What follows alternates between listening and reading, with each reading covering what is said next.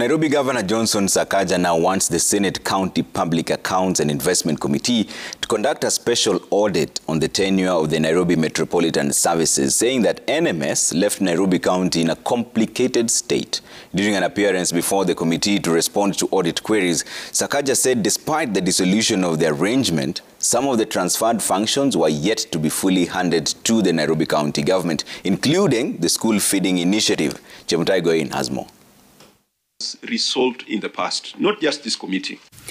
The Nairobi governor was before the Senate County Public Accounts and Investments Committee to respond to outstanding issues emerging from the audit of the 2019-2020 financial year. If we come back here, before one, you've audited the NMS to discuss things which are overlapping, or two, before that information that Nairobi County has said cannot be accessed, no matter what magic we try, Senator, we can't get it.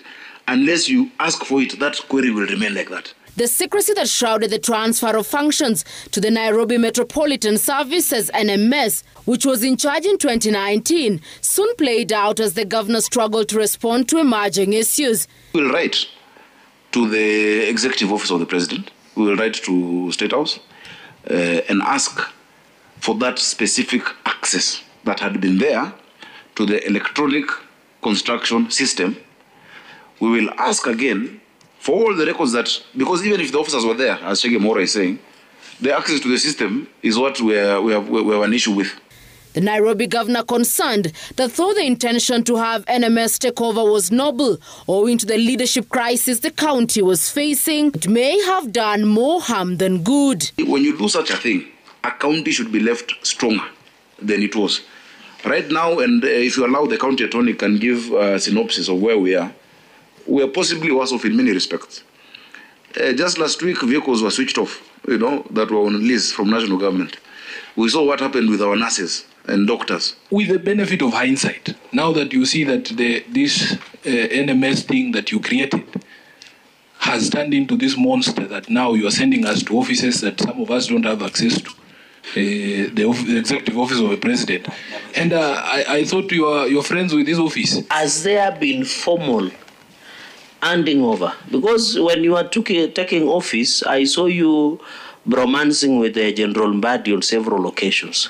Was it out of courtesy? You appear to have found a mess, but it is your job to clean up that mess.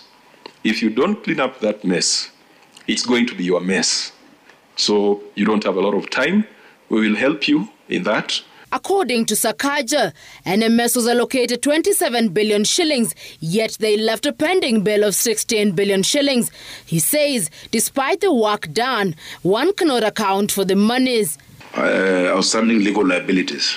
Our legal pending bills in Nairobi County stand at 21 billion shillings. If we pay, that's the only thing we will do.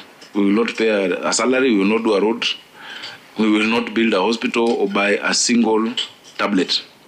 The city was almost at free fall for the last 5 years. The governor was at one point forced to withdraw on behalf of the former governor Mike Sonko, claims he made of bribery by the Office of the Auditor General to give favorable reports. Chemutai Goin, Citizen TV.